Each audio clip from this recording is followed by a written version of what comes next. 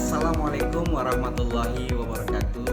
Perkenalkan, saya Dr. Panca Sarjana Putra SMH, dosen Fakultas Hukum Universitas Islam Sumatera Utara. Bapak Ibu sekalian, kalau kita melihat fenomena akhir ini, banyak sekali masyarakat ataupun kelompok masyarakat ataupun forum masyarakat ataupun organisasi masyarakat maupun aktivis mahasiswa melaksanakan kegiatan menyampaikan aspirasinya di depan umum. Tentunya dalam konteks menyampaikan aspirasi ini adalah merupakan prinsip kebebasan berekspresi dan sejatinya juga diakui oleh dunia internasional sebagai salah satu bentuk pengakuan terhadap hak asasi manusia. Di Indonesia sendiri, kebebasan berekspresi diakui. Hal ini tentunya ditegaskan di dalam Undang-Undang Dasar 1945 pada pasal 28 ayat 3 huruf E. Dalam hal ini tentunya kalau kita melihat amanat Undang-Undang Dasar 1945, maka turunannya itu adanya Undang-Undang Nomor 9 Tahun 1998 tentang kemerdekaan menyampaikan pendapat di muka umum. Secara filosofi, Undang-Undang Nomor 9 Tahun 1998 ini dibentuk adalah pertama, mewujudkan kebebasan yang bertanggung jawab sebagai salah satu pelaksanaan hak asasi manusia. Dan yang kedua tentunya secara filosofi adalah untuk mewujudkan perlindungan hukum yang konsisten dan berkesinambungan dalam menjamin kemerdekaan menyampaikan pendapat. Dapat saya katakan bahwa dalam menyampaikan aspirasi tersebut, Undang-Undang Nomor 9 Tahun 1998 ini secara tegas menjelaskan bagaimana cara menyampaikan aspirasi atau pendapat yang baik dan benar.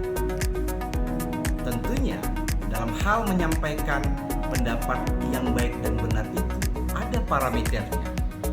Mana sih yang boleh dilakukan dan mana sih yang tidak boleh dilakukan. Dalam konteks menyampaikan pendapat ini tentunya saya ingin menjelaskan apa sih hal-hal yang boleh dilakukan. Baik, yang boleh dilakukan pertama adalah dalam menyampaikan pendapat di muka umum secara damai dan tertib. Ini penting, menyampaikan pendapat secara damai dan tertib. Agar apa?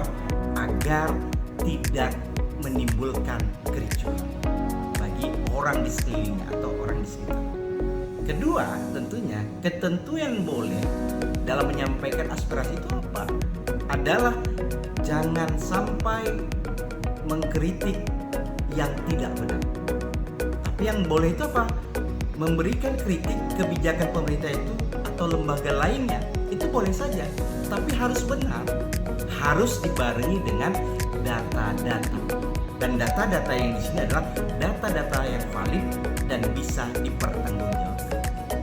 Lalu yang boleh adalah menyuarakan aspirasi dan kepentingan masyarakat. Ini tentunya penting untuk masyarakat, jangan untuk kepentingan oknum-oknum masyarakat tertentu, untuk kepentingan-kepentingan oknum-oknum pejabat tertentu atau kelompok-kelompok tertentu untuk meraup keuntungan. Ini jangan, tidak boleh. Dan yang keempat, menyampaikan pendapat yang boleh itu yang bagaimana? Adalah menggunakan hak kebebasan berbicara dan berekspresi. Ini yang boleh. Silakan berekspresi, silakan menyampaikan pendapat secara bebas, tapi tentunya harus juga memiliki dan menjaga kesopanan, etika, dan yang namanya kesantunan dalam menyampaikan aspirasi tersebut.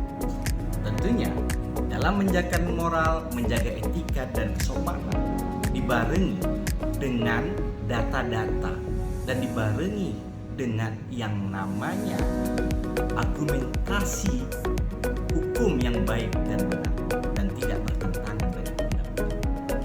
Baik Bapak Ibu sekalian, itu tadi saya menjelaskan yang boleh. Bagaimana setelah itu ya,